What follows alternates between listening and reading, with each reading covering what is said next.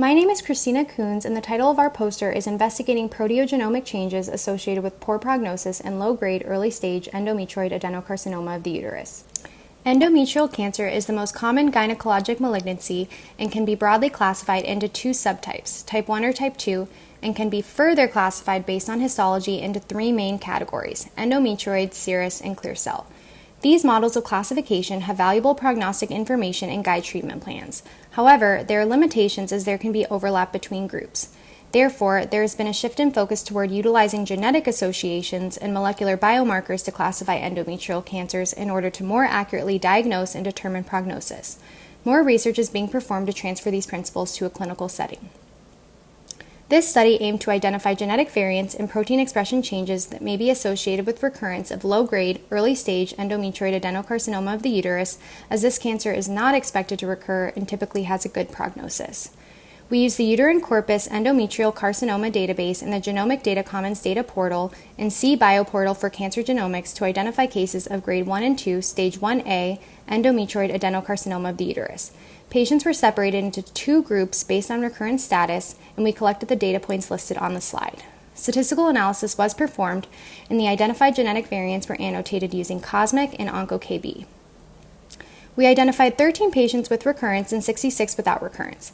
The median disease-free survival of the recurrence group was 19.5 months, and while there was a significant difference in overall survival with 2 deaths in the recurrence group, the median overall survival was not reached for either group. Clinicopathologic and molecular variables influencing disease-free survival were analyzed, and we found that higher grade or grade 2 had a 5-fold increased risk for recurrence. MSI stable status and lower BMI are also associated with increased recurrence risk. In comparing clinical attributes of our recurrence and non-recurrent groups, there was no significant difference between age, tumor grade, or TCGA molecular subtype. Of note, POL-E is not present in the recurrence group.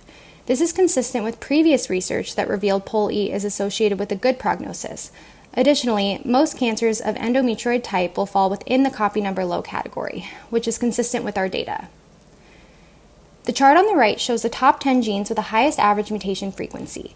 After investigation, we found no significant differences in enrichment in genomic and copy number alterations, leading us to look at somatic changes.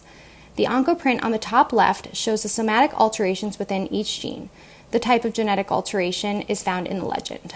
The percentage of patients with genetic alterations in each gene for each group is also shown. P10 was the most commonly altered gene in 54% of patients in the no recurrence group compared to 62% in the recurrence group. We did not find a pattern of somatic alterations within the recurrence group.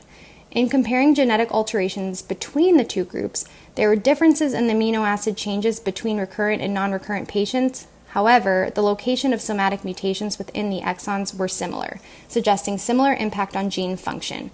The lollipop plot for the CTNNB1 gene demonstrates this finding with a G34R amino acid change in the recurrence group, but an S37C in the non-recurrence group, with both changes located in exon 3.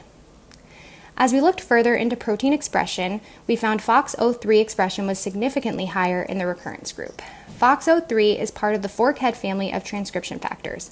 It typically functions as a tumor suppressor but also plays a role in tumor metabolism. The images at the bottom of the slides show that FOXO3 has a variable role in oncogenesis. Research has shown that FOXO3 overexpression is associated with a favorable prognosis in cervical cancer, but has been found to have potential oncogenic properties in other cancers. Our study suggests there may be a link between FOXO3 expression and increased recurrence risk in endometrial cancer, though further research is needed to examine this association. In conclusion, we did not find a pattern of genetic alterations associated with recurrence in our patient population. Further research should be done to determine the association between genetic variants and protein expression and risk of recurrence for low-grade, early-stage endometrioid adenocarcinoma of the uterus.